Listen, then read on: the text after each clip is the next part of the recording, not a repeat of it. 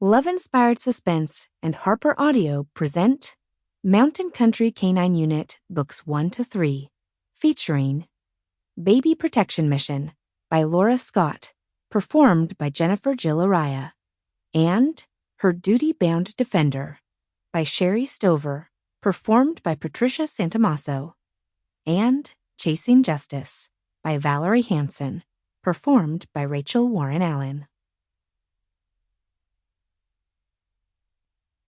Baby Protection Mission. And thou shalt love the Lord thy God with all thine heart, and with all thy soul, and with all thy might. Deuteronomy chapter 6, verse 5. This book is dedicated to our series editor, Katie Gowrie. Thanks for your help with these stories. 1. Something was wrong. Tugging his brown cowboy hat low on his forehead, rancher Cade McNeil cradled his 1-month-old nephew Danny to his chest as he scanned the area around him. His sister, Melissa, Danny's mother, had been acting strange lately. Jumpy, nervous, and, of course, exhausted from caring for her son. She'd asked for some time alone to sleep, so he'd taken the baby with him to the store to pick up ranch supplies for the McNeil 4 ranch they'd inherited from their parents following their death 6 years ago. After picking up the necessary supplies, he'd lingered in town to give her extra time to sleep, buying packs of diapers, other baby supplies, and some toys. Then he'd gotten a text from Melissa asking him to meet her here, at the Elk Valley Park, nestled in the shadow of the Laramie Mountains of Wyoming. A cold March wind whipped through the air, making him cuddle the little boy closer to his chest for warmth. He pushed the stroller with one hand while holding Danny in the other as he searched for Melissa. Dusk had fallen, and the sky was overcast, making it seem darker than the hour of 5 o'clock. Danny had stopped fussing now that Cade was holding him. Where was she? Why were they meeting here? He tried not to be annoyed with Melissa. She'd turned her life around, had been focused on being a good mother to Danny. Danny's father, Vincent, had taken off 9 months ago, wanting nothing to do with fatherhood. Good riddance, as far as Cade was concerned. Had his wild child sister decided to return to her old ways?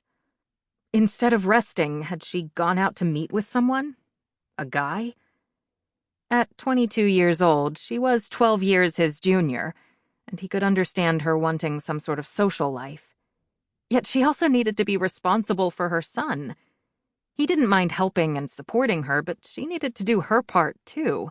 And really, if she'd wanted to go out on a date, she should have asked, rather than pretend she'd needed a nap.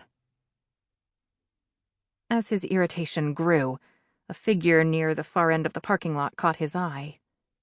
He narrowed his gaze when a person dressed in black, complete with a black ski mask covering his face, broke into a run, heading straight toward him. Cade instinctively took several steps backward, his brain struggling to register what was happening. Then he heard his sister's voice. "Run, Cade! Keep Danny safe! Run!" As the masked man was gaining on him, he had little choice but to do just that. Shoving the stroller toward the guy, hoping to trip him up, Cade sprinted in the opposite direction. He was glad he was holding Danny, enabling him to move faster. But not fast enough. Hearing the masked man's loud, heavy breathing behind him spurred him on, while he tried to avoid the worst of the icy, snow-covered areas on the parking lot. The man grabbed the collar of his thick, rawhide sheepskin coat. Holding Danny in his left arm, Cade jammed his right elbow back, hoping to dislodge the guy's grip. When that didn't work, he jutted sideways, crossing an icy patch of ground, hoping to catch the man off guard and causing him to fall. The thug cursed when his foot slipped, and he lost his grip on the rawhide coat. "Danny!" Melissa's voice was raw with anguish. "Stop! Police!" Another female voice reached his ears. Sample complete. Ready to continue?